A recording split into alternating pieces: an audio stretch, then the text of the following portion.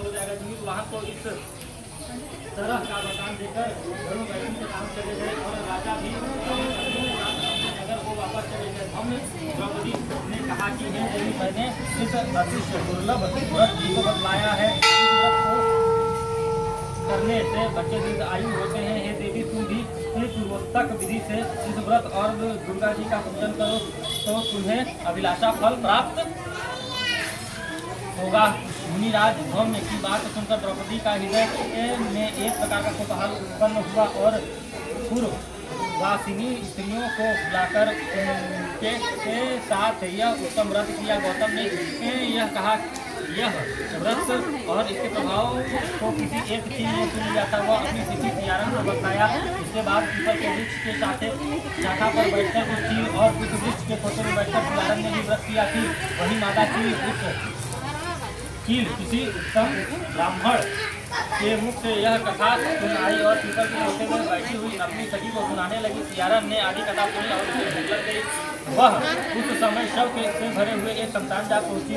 वहां उसने इच्छा भर मांस का भोजन किया और वहां किया। इस तरह नवनी व्यापारी के घर जन्म संयोग से उन दोनों और पुनर्जन्म की बात स्मरण करने वाली मंत्री की पत्नी अष्टवस्तियों से सदृश तेजस्वी 8 बेटे उत्पन्न किए और सभी जीवित रह गए। अपनी बहनी के पुत्र को जीवित देखकर ईर्ष्यावश राजपत्नी ने अपने स्वामी से कहा, यदि तुम मुझे जीवित देखना चाहते हो तो मंत्री के भी पुत्रों को उसी जगह भेज दो जहाँ मेरे बेटे गए हैं, अर्थात उन्हें मार डालो। यह सुनकर राजा ने उस मंत्री के पुत्रों को मारने के लिए कई प्रकार से उद्योग किए, पर मंत्री पत्नी ने देव पुत्र का पुण्य बल से उन्हें बचा लिया। एक दिन राजा ने अपने आदमियों को बड़ा हुआ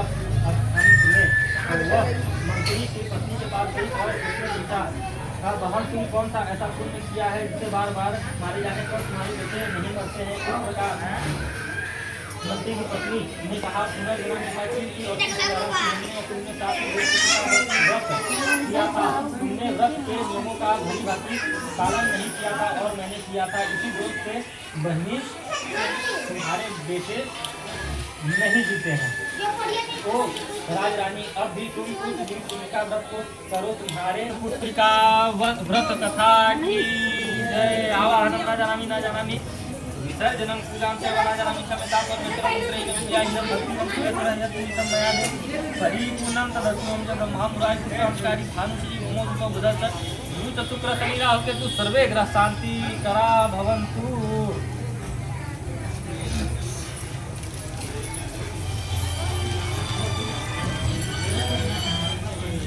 हलवा